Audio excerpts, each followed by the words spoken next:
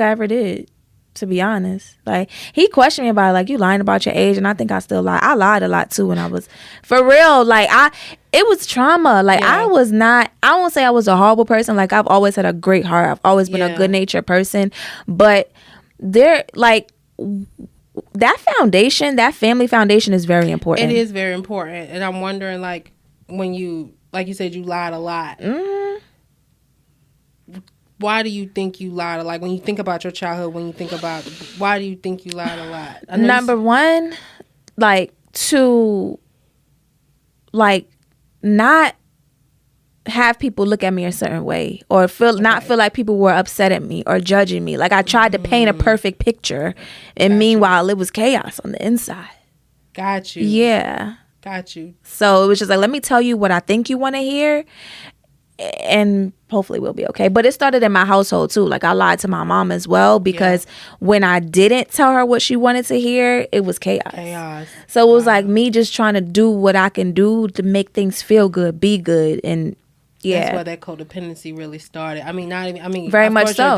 Your dad, of course, not being there led to other things. But being codependent and caring so much about your mother's feelings, you disown your own. Very much so. So that's where that came So it's like, I'm lying to people, and I'm also, number one, lying to myself, because I'm just going for anything, basically. Wow. So do you think when you got into relationships, you really didn't know how you felt, like when a red flag or something came along, because you didn't trust yourself? It's like, I'm going to just sweep this under the rug and we gonna move along. Hey everybody, it's your girl DJ with Plan for Keys podcast, and today I have a special guest, Alexis Jasmin. She is an esthetician, a life coach, a podcaster, and an author.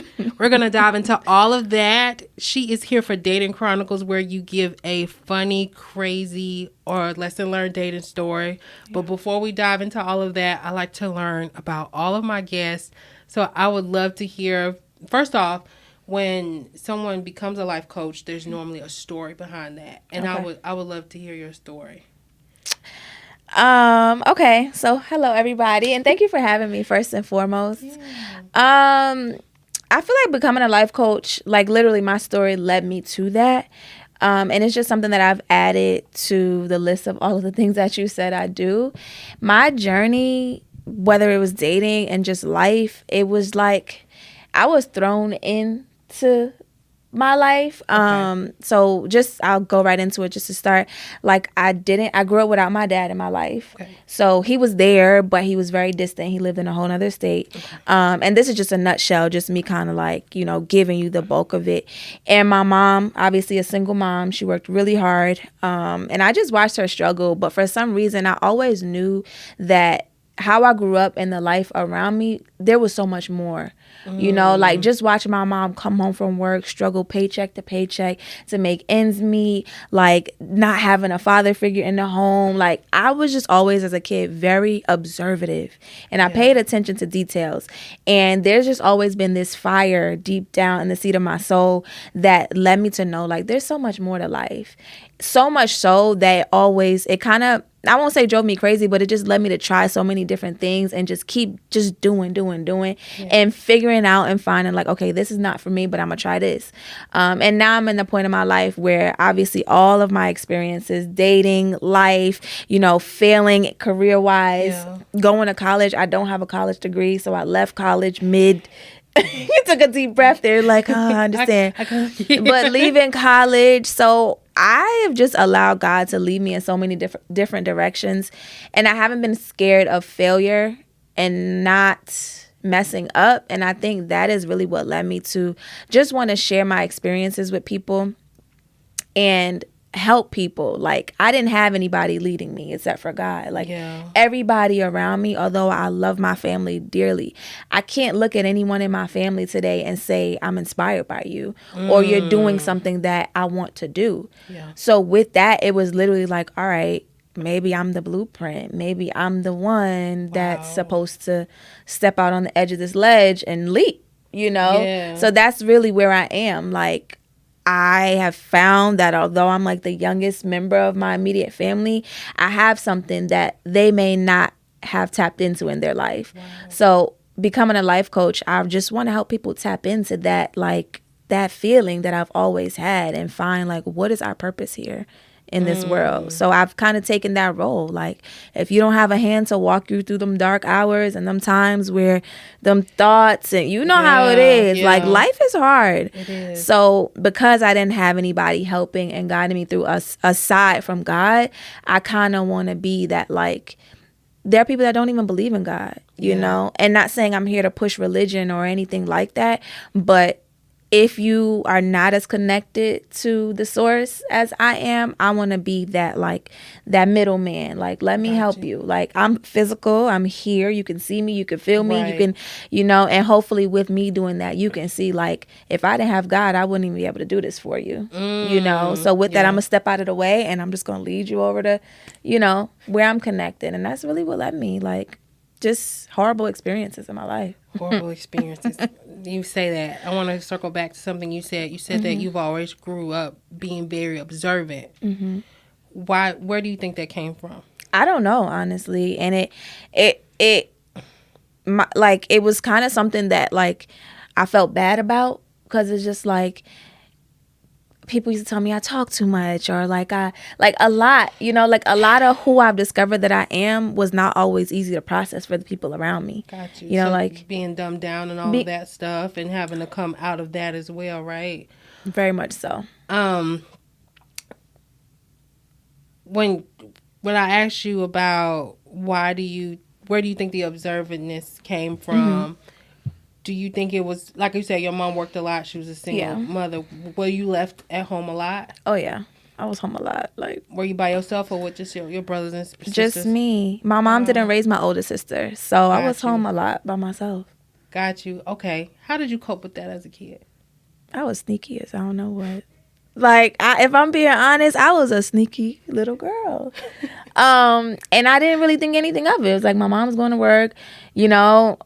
Once I got to that age where I was really, like, smelling myself as an old people, you know how old people say, you know, once I got to that age, it was just like, you know, used to have people over, and I was just it's up. It literally, like, at one point I was like, all right, I'm home by myself. It's a little scary because I'm young, and but once I got to that age where I'm like, I'm gonna be grown, then I was being grown. My mom ain't here, so we're gonna be grown. Got you. Okay. So let me ask you this: when you think about your observantness, I cannot say this word. Yeah, it's okay, because I can't even help you. When you think about your observantness, and you think about, like you said, people trying to dumb you down, dim your light, because you were very observant, and you paid attention to emotions and feelings and other things around you. How did that translate in your relationships? Terribly. How? Because I feel like a lot of it was intuition too. Like, there was a point where, like, you know how people be like, oh, the kids are not really listening. Like, when you're young, I was listening. Yeah. I was learning and I was watching. So translated into my relationships, I haven't had many relationships, to be honest with you, either. Okay. Like, I was with my son's father for 11 years. Before that, so that's a topic of discussion. Okay. But before that, I had, like, a high school sweetheart. Like, I could say I probably had 3 serious relationships. Okay. So I believe the relationship with my son's father is really what I could attest to, because that's where I spent the most time. But just paying attention to everything, body language, and, you know, just like that woman's intuition. And it wasn't really a good thing in my relationship, because it's like a double-edged sword. Because I didn't have that male figure, the red flags that I paid attention to and that I was alerted to, I didn't act on them, because, you know, so it's like this for me, you know, like, I see it, I notice it, I kind of feel like this ain't how it's supposed to be, but I don't really know, and I'm still learning, so I'm just gonna rock out with it and ignore it. Got you. Yeah. Do you think? I'm sure your child's father probably also showed you good sides too. Oh yeah. Well, so that probably added to the confusion. Very much so. So I normally ask this question at the end, but I'm asking now. What would you say you learned about red flags now versus then? What have you learned about them? Don't ignore them. I really feel like when a person shows you who they are, or when a situation presents itself and you see it, you believe it to be something, go with that. Yeah. You know, because I would much rather be wrong and kind of learn from being wrong and failing than stick it out and ignore what it is that's in front of me, you know. And that's what I did, you know. And then I stuck it out for so long that it just built up and built up and built up. And then the exit was not really, it was something that I wish I could have avoided, and I know I could have had I paid attention to these red flags when they first came up.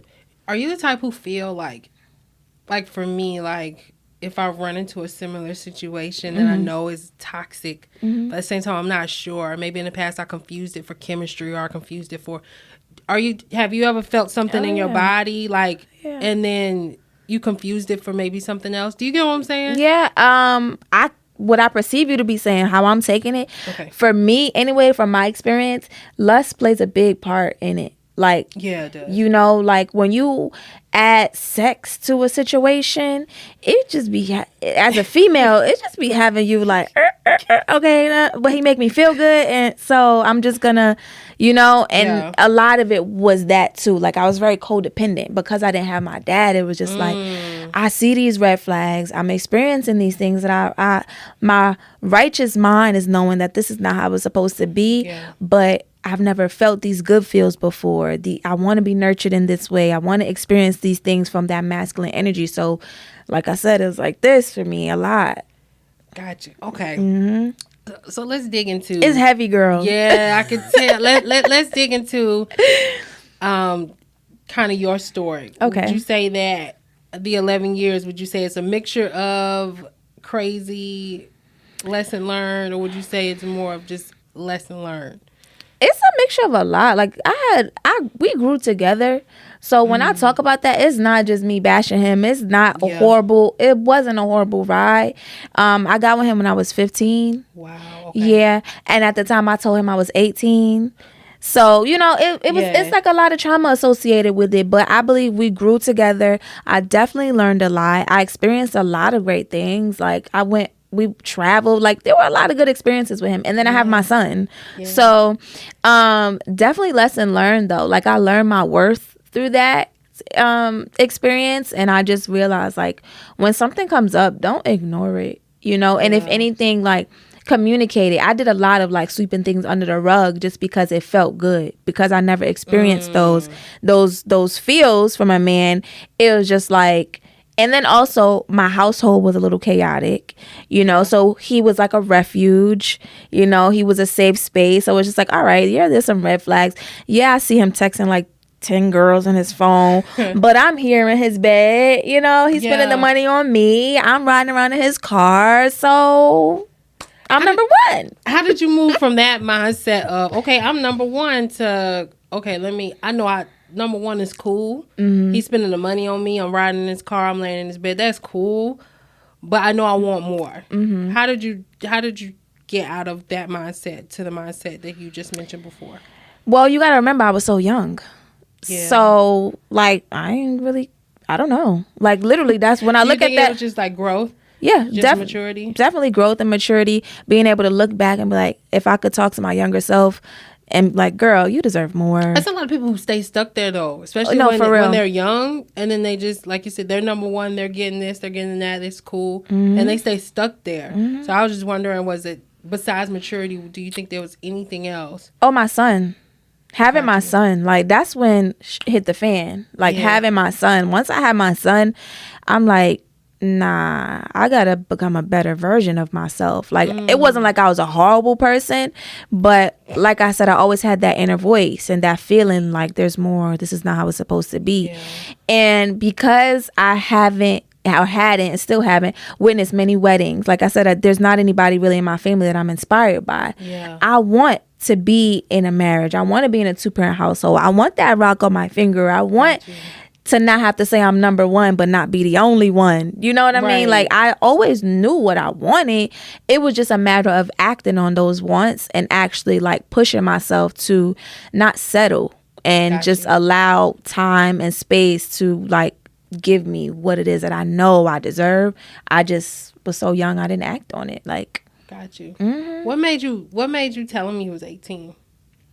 I don't think I ever did, to be honest. Like he questioned me about like, you lying about your age, and I think I still lie. I lied a lot too when I was, for real. Like it was trauma. Like, I won't say I was a horrible person. Like, I've always had a great heart. I've always been a good natured person. But that family foundation is very important. It is very important. And I'm wondering, like, when you, like you said, you lied a lot. Mm-hmm. Why do you think you lied? Like, when you think about your childhood, why do you think you lied a lot? Number one, like, to, like, not have people look at me a certain way, or not feel like people were upset at me or judging me. Like, I tried to paint a perfect picture, and meanwhile it was chaos on the inside. Got you. Yeah. Got you. So it was just like, let me tell you what I think you want to hear, and hopefully we'll be okay. But it started in my household too. Like, I lied to my mom as well, because when I didn't tell her what she wanted to hear, it was chaos. So it was like me just trying to do what I can do to make things feel good, be good, and that's where that codependency really started. I mean, very much so. Your dad, of course, not being there led to other things. But being codependent and caring so much about your mother's feelings, you disown your own. Very much so. So that's where that came. So it's like I'm lying to people, and I'm also, number one, lying to myself, because I'm just going for anything, basically. Wow. So do you think when you got into relationships, you really didn't know how you felt, like when a red flag or something came along, because you didn't trust yourself? It's like, I'm gonna just sweep this under the rug and we're gonna move along and everything's gonna be okay. Wow. Like, I can remember my mom asking me about my relationship, like, you guys never argue, and I told, like, no, we never argue, everything is fine, everything's perfect. But deep down in my soul, I'm like, we would if I actually spoke up about something. Ooh. Yeah. Girl, it's deep. How did you get to the point? Did you ever get to the point where you started to speak up? Where you started in a sense, but it was still like, I don't like to use this word because I don't like to give people titles, especially ones they don't claim. But those narcissistic tendencies, which I also believe that I possess, Would you say that you were covert more so than just a straight? I won't even say covert, but it was just like, this is who I am, and I don't even really know that it's a problem type of thing. I didn't even know that word until like recently. Yeah, like till I really started getting older. I think we all have. We do, and I could go deep with it, but you could go deep with it if you want to, because I feel like that word is thrown around a lot. I agree with you there. And I feel like we all in our own way, like, I wouldn't call myself a narcissist, but for me in my past, I would do the most trying to please a man. You know what I'm saying? And me thinking I'm just this great person, but in reality, I'm pleasing this person to get an outcome from this person. You know what I'm saying? Yeah. And knowing that this person is not that way, and I'm trying to get them to change. I'm like, is that narcissistic? And then it also like charts into the water of manipulation too. Right. You know what I'm saying? You know, women use their emotions a lot to manipulate men. They do. So it's like, is that narcissistic? Yeah, right. So that's why I say the word is definitely thrown around a lot. Okay, so let me ask you this. How have you worked on, like you said, you lied a lot, basically to try to dim your own self down to just help people with their own reality. How have you worked through that? Because codependency is... It's heavy. It's very heavy, and it's very thick, and it's a lot of layers underneath. I just realized it wasn't getting me anywhere. Like, you hit brick walls in life. You do. Especially when you're not living in your truth. Ooh. So you find yourself repeating cycles. You find it starts to feel the same, you know? And again, back to that feeling and that inner voice that I've always had. It's just like, this thing is calling me, and I need to start doing what it takes to get me closer to whatever this is calling me toward, which I feel is my destiny, you know? So the more I lie, the more I waste my time, the more I waste my energy on anything aside from this feeling in my soul, what am I really doing with myself? That's amazing. Now, people could have that feeling in their soul and they continue to ignore it. So I'm curious to know just the events. Like you said, you really didn't argue like that. You still kind of... What were the chain of events that finally broke you free? In my relationship? In your relationship, and now you're out here living your purpose. Like, now you're an author, you're a podcaster, you're a coach. Like... My son, really. Like, I ain't telling people to go out there and have a baby because the baby gonna change your life. But I just felt like not only now am I living for myself, but I'm living for another human being. And I don't want what I feel my parents not did to me, but basically did to me subconsciously, because they didn't heal. Right. They didn't deal with their inner stuff. So it's just like, I have to do something different than anybody around me, because they're not doing anything. Got you. So your son, after you had your son, what chain of events happened? So before I had my son, no, was this after? So we were living, my son, his father and I were living, like we struggled. My whole pregnancy, we was like really grinding. Like we was working Instacart to have my baby shower. Yeah. But when I was pregnant, I just started to see how people were moving toward me. Like I just started to see, like, it was constant. Like my whole life in school, you get teased, you go through hardships, but when I started seeing family moving toward me a certain way, for most people it would break them down, but for me it motivated me, because I'm like, there's a reason that everybody's treating me like this, and not like horribly, but it's like a subconscious layer of like, I can't help you financially, I can't do anything for you, I can't really assist you, type of thing. And it's just like, well, why? Like it's almost like I was always treated like the black sheep. Okay. And once I got pregnant, like we really was grinding. Like my baby shower showed me a lot. Like I was asking family to help me do things for me, and it was like nobody could really, like it was like cold shoulder, like y'all got it, like whatever type of thing. Wow. And God, like, thank God for one of his aunts. Like we stayed with her during my pregnancy, and it was just like I just started to see things for what they were, and I just realized, like, Alexis, you really only have yourself. So it's like you either like push yourself to really make more of your life before this baby comes, or you repeat this, like you just do what everybody else around here is doing. So there really wasn't a catastrophic like boom this moment. Except for we moved into a home with his mom, and once I like, my family was telling me like two queens can't exist in one castle type of thing. So once we moved into the house, I like, it just was like, I'm still dimming my light. Like everything that I felt my whole childhood and my whole life the feelings got greater and greater and greater. Like the more you ignore something, the more it just festers. So it was just like my whole life started to replay and replay and replay. Yeah. Wow. Like it wasn't really like a boom type of moment, but it was just more so like me just being very introspective and me just reflecting on everything and just seeing like, these things that I felt on a smaller scale, as I get older, they're growing and growing and growing until a moment where they grew so big that I couldn't even control it, Got you. Yeah. So would you say just chain of events just got you in a situation where you were no longer with him? There was nothing, you didn't have to be like, I'm done. Well, I had to check myself into a mental hospital for a week. Got you. And that's why also being a life coach and mental health is so very important to me. And when it comes to depression, like I won't say that I don't feel like depression exists, but I feel like one of the main reasons depression does exist is because people ignore that feeling, and people continue packing things that they don't want on top of the thing that they do want, and you're unhappy. You're not living in your truth. You're not being who you are. You're dumbing yourself down. So of course you're going to feel depressed. Got you. How do you work with clients to see that that's what they're doing? That's hard, and that's like a layered question because everybody is different. And a lot of people that I experience don't receive me well at first. They never do. No, because people are so used to being coddled, and they're so used to like you telling them things the way they want to hear it, and it's just like I didn't have that. You feel me? Like life handed me things raw, and I just had to cry in the corner, pray about it, then get up and keep it going. Right. Because I couldn't lean on nobody. So it's just like when I deal with my clients, I give them reality. I give them the raw. And I also give them my experience. Like I feel like being so open with my journey allows people to see like, all right, if she could do it, I could do it too. Like, and that's the main thing. Like, I'm gonna keep it real with you. Whatever you want to know, how did I, when did I, who did I do it with? Like, I'm gonna tell you everything, because I just feel like it will be hypocritical of me to just sit here and tell you what you need to do, but not, number one, tell you how to do it and why I feel like you need to do it. So it's really just being me. Like, I'm real with people, and Got you. Okay. I know some people really be needing like the layers peeled, like an accident. So I'm Oh, pretty sure yeah.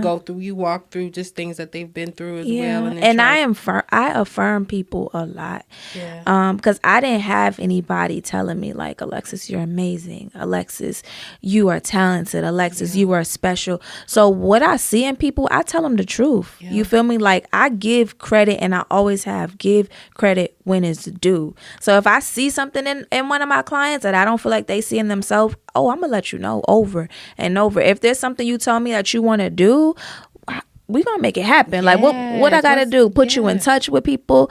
And that's why I'm so big on networking. And like, I focus on people that are grinding and that are building, because the world as we know it is transitioning, and everybody that's in a position of status, people grow old, people pass away, and it's like, who's next? Right. You know what I mean? So those of us that are grinding and building, I like to link arms with people. So when I do have my clients, what you need, a web designer? All right, I know 5 of them. Right. What you need, a logo? All right, I got you. What you need, a cameraman, a setup? Like, I know people, and I build relationships with people, even that's in the seedling phase of their brand, because that's how networks are built, by connection. Absolutely. Yeah. I love that. Yeah. I love that. Okay. Before I dive into my questions with my Okay. cards, tell me a little bit about your book. Oh, my memoir. So it's a yellow rose grew from the mud. Okay. And essentially my memoir, basically like everything we just talked about, my book was an outlet. So although it's motivational, it's literally like I was in the thick of the mud of my journey, and God was just like, start journaling. So it's a journal. Gotcha. It's a yellow rose grew from the mud is the title, but the co-title is a journey through how a young woman from Harlem made it out free. Wow. Yeah. So when you read my book, literally, like, I feel like that's my Bible. You feel me? Because like I wrote that as I was like transmuting heavy emotions, as I was breaking down trauma, as I was like, I would literally be in heated arguments with people, and like my mom or my son's father, and just something would click in my brain, and it was like, Alexis, don't use your energy to argue. Go write it in that book. Wow. So literally, there were moments like, one day the actual copy of that book I'm gonna sell it for like $1 zillion, because like you see my tears on the page. Wow. You see words running, because literally I wrote this book, and I'm getting goosebumps talking about it. I wrote this book while I was climbing out of the mud, for real. Wow. So yeah, it's a memoir, and of course, like, I refined it and I wrote notes to the reader, like, this is my story and I want to help you, but my memoir is really just me pouring my heart on paper and giving people how I climbed out the mud. Wow. I'm gonna make sure to have that link in the show Yes, notes for please you guys do. to check Yeah. out. Yes. And I have book 2. It's not I won't say it's a memoir, but it's still the same style of book. This still the same style of book, like raw, authentic, the words that God is speaking to me as I'm climbing my mountain. Let me ask you this before I dive into these questions. Yeah. As far as like, say if somebody is codependent and they're out here in the dating scene trying to find somebody. Yeah. What advice would you give? First of all, break down what codependency means to you. Okay. And then what advice would you give to somebody? Because there's a lot of codependents out here. And people don't realize And that they they're don't know it. codependent. And that's They the don't know it. thing. Like, I Right. just be listening to some females, and they just be talking like, oh, I just want him to answer the phone. Like, girl, he's busy. Go do something with yourself. You know what I mean? Like, a lot of us are codependent. But codependency to me is essentially just literally depending on somebody to fulfill you in ways that you are supposed to be able to fulfill yourself. Like, you were born by yourself. Yeah. So in those moments where you're sad, in those moments where you're going through things, I won't say that it's not normal, but you are supposed to be able to dig deep within your soul to get yourself out of those places. Yeah. Having to call somebody when you have drama, or when you need to be picked up off the floor. There's a bone inside of us that we just need to, or a muscle, I should say, that we just need to strengthen to not have to lean on other people when we're falling down, because we're all climbing uphill battles. Yeah. So it's just like, what was the second layer of the question? How? The second layer of the question is, so you answer the first question on what you think codependency is. Yeah. If somebody is codependent, dating, Oh, dating. like what advice would you give to them? You shouldn't be dating if you feel like you're codependent. Most of them don't know they're codependent, right? Yeah. So you gave the example of what codependent look like. You gave an example of like Right. how somebody feels like that man needs to be texting them like on time. Yeah. Let's say they don't know, but they out here dating. So when I was climbing out of my codependent bag, busy, you need to be busy. I feel like idle time is the devil's playground. Okay. So you wouldn't have time to be wondering how somebody could feel you or waiting for somebody to text you back if you were doing things. Get in school, get a trade, find a hobby, get in the gym. Put your energy elsewhere, right? And stop looking for somebody to fill those gaps for you, because that's what I did, literally. Nobody was fulfilling me in the ways, and I didn't know that they weren't supposed to. So I just got busy. First of all, I got in the gym. And I feel like 3 times the charm, because I tried to work out so much, like trying to compare body goals. I want to look like this. It wasn't until like working out became therapy for me. Like instead of me arguing, instead of me wondering what he or whoever's doing, I'm just go to the gym. I'm gonna do something. Do stuff. What advice would you give to somebody who, like we talked about, you dimming down your light to basically help other people shine brighter or help other people with their reality or feel comfortable, whatever the case may be? What advice would you give to somebody who tends to do that? Dim their light, or just even in a relationship, they putting this other person on the pedestal and kind of forgetting about themselves. Again, they shouldn't be dating. I get that, or in a relationship. But what advice would you give to one like that? Stop. But not my phone ringing. I'm sorry, y'all. It's okay. Where is it? Oh, that's my son. See, my heart.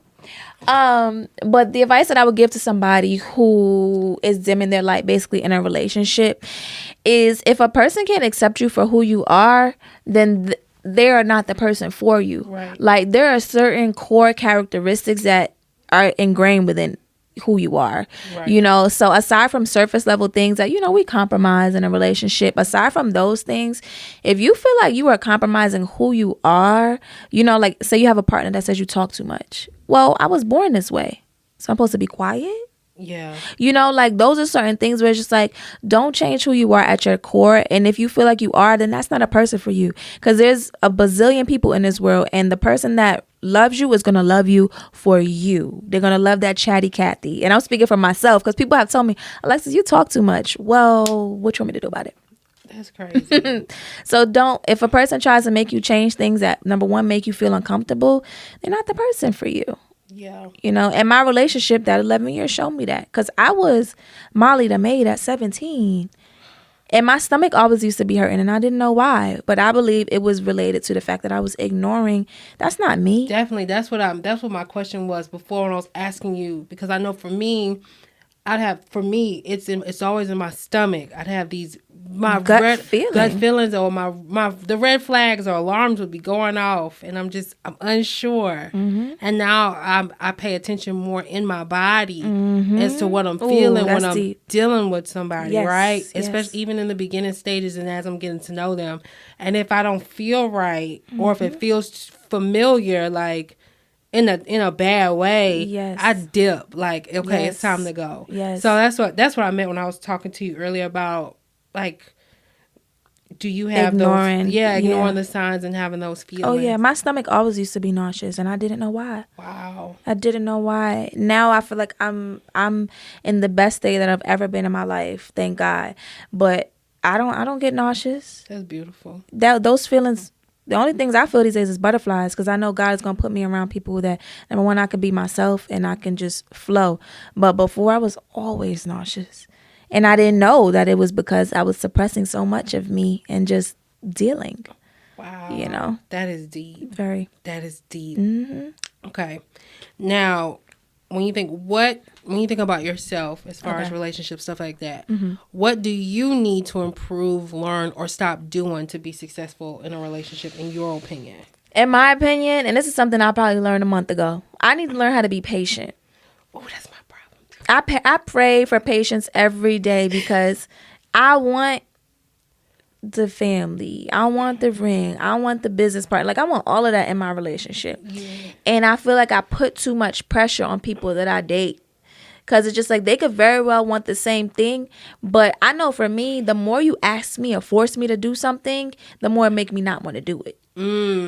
So I feel like for a man, it's just like, sis, I could very well be thinking that you about to be my wife, but you keep talking about it. You keep forcing the envelope. Now I don't even want you to be my wife. You know what I mean? Yeah. Like, I need to learn how to just be patient, enjoy the ride, enjoy the process of finding my mate and my soulmate or what have you, and just rock out. What's the balance between the two though, right? Like you said, enjoy the ride, enjoy the what advice would you give for a woman to put the expectation out there, but then also enjoy the ride? Oh, because a person's going to show you their intentions. That's the thing that I've also learned. Like, I spent 11 years with somebody, and I learned, but I didn't get what I thought I was. So you don't even really have a year with me. You know what I mean? Like, if, first of all, I need to know that the intention is mutual. Like, if you tell me, like, I want to be married, Okay. Yeah. Because I know people will sit there. I think this is a big problem in the dating scene because people are afraid of rejection. Yeah. They will put this, they'll put this representative on, like, oh, I'm just going with the flow. And they'll put that out there, right? But in reality, their intention is, hey, I want you to see me. I want to be with you, blah, blah, blah. And they don't really understand, okay, how do you really present yourself for real? And I think not being afraid to set that expectation, like, hey, this is the goal for me. And if that person walks away, that's cool. Now you know. But when you put yourself out there and you let it be known and they still rocking and y'all like each other, then, like you said, go with the flow and and give it that. Yeah. Communicate. I've learned that. Communicate. I had to too. Yeah. Like, first date, we should be talking about, okay, you know, what are your spiritual goals? What are you in the next 5 years where you want to be? Do you want, like, talk about it, communicate about it, and don't be afraid to stand firm on what you want. And if they decide, hey, I don't want to be married, all right, cool, friend zone, next. That's it. You know, and I believe too, not everybody, especially speaking for us, not every man or whatever your preference is, comes into your life for that. You know, I feel like our generation has ignored the fact that platonic friendships are very important with the opposite sex. Do ignore that. I was just talking to another friend. There's a lot of men bashing women, and I think it's because they don't try to be friends with women. They too busy trying to just get in the pants and dip. And it's like, get to know at least a couple of them. You know what I'm saying? See where their mind is at. So because a lot of men act like they hate women, and I think it's because they don't know. Because they don't know. They don't try to befriend them. They don't try to. And I think that it's kind of the same for women too. It seems like a lot of women have forgotten that as well. Yeah, so I'll say that as well for women. They have. And that's something also I had to learn. Like, relationships and dating is something I really had to let life teach me. Yeah. But that's a big thing. Like, now I have so many valuable male friendships, and they help me in so many other ways. And it's like, they have families, they have women, and it's just like I feel like those are needed before you even get into. I agree. And that's something I had to learn as well. Yeah. You know what I'm saying? Yeah, because I don't have brothers. My uncles are my uncles, but they're not. I don't have male figures. Yeah. So these friends that I have developed these platonic friendships with, they probably don't know it, but they've taught me a lot. Yeah. You know what I mean? And I feel like women, we should really value those, especially women that didn't have father figures. Yeah. You need male figures. You need them. We need each other. Absolutely. But, you know, not every relationship is coming to marry you and get in your drawers. Yeah. Yeah, I agree. That's why I said the woman too. Like, we all just need to. It's mutual, for sure. But healing is necessary. That's where it is. On both sides, most definitely. Let me ask you this. What distinguishing qualities do you think that the kind of person you want is looking for in a partner? Is looking for? So, what distinguishing qualities do you think the kind of person you're looking for would be looking for in you? Definitely a great communicator, and being able to communicate what I feel and not expect him to read my mind. And that's something that's big, like, because I pay attention to body language and all of those things, and I could kind of see cues. Not every man is going to be like that. So I believe the partner is going to be looking for me to communicate what I feel and not just expect him to guess or whatever. Yeah. That's big. That's huge. Because I be wanting you to feel me and just imagine. And it's like, Alexis, all you got to say is, hey, babe, I'm not, whatever it is, tell him. Right. You know, so I think that's going to be a very important characteristic in the man that Yeah. Awesome. Okay. My last question for you. Childhood trauma is more blank than blank when it comes to relationships. Childhood trauma is more. That's a good one. Let me think about that for a second. Childhood trauma is more blank than blank when it comes to relationships. That's hard. Okay, hold up. I'll give an example give me an without example. saying the blank and blank. Okay. And then I was talking to an ex that tends to call me when he needs like therapy sessions or whatever. And he'll talk about his childhood. Like something happened where with his family, and something from his past came up and he ended up talking about it. And he didn't know that when he was talking to his other family member, his grandma who raised him was listening to him, and she was upset at what he said because it made her look bad. Okay. But at the end of the day, this was his trauma and it still affected him in this way. And it plays out in his relationships because he don't know how to love, treat nobody. He don't know how to do any of that. So, okay, I feel childhood trauma is more prevalent than we think. That would be my blank and blank for it. So I got my first blank. Childhood trauma is more a part of who you are. Yeah. Than.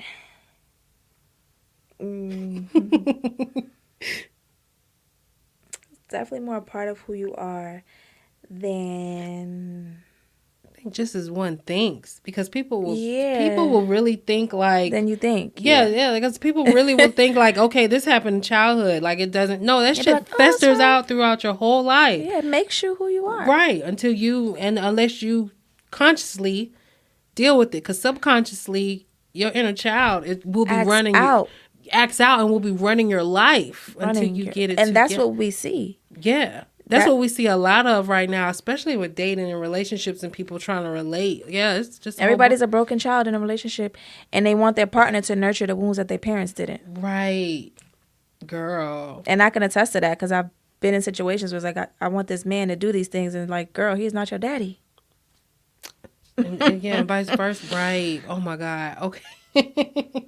That's just reality. That's a fact. Thank you so much for breaking that down and answering that. Absolutely. Now, where can the audience find you?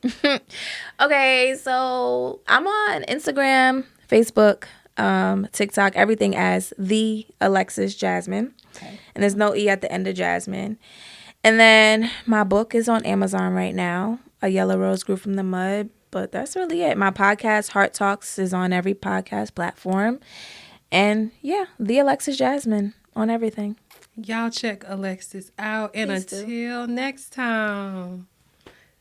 That was so awesome. Oh, I'm hoping you liked that. That's good. I did. That was really good. Thank you. I was sitting here being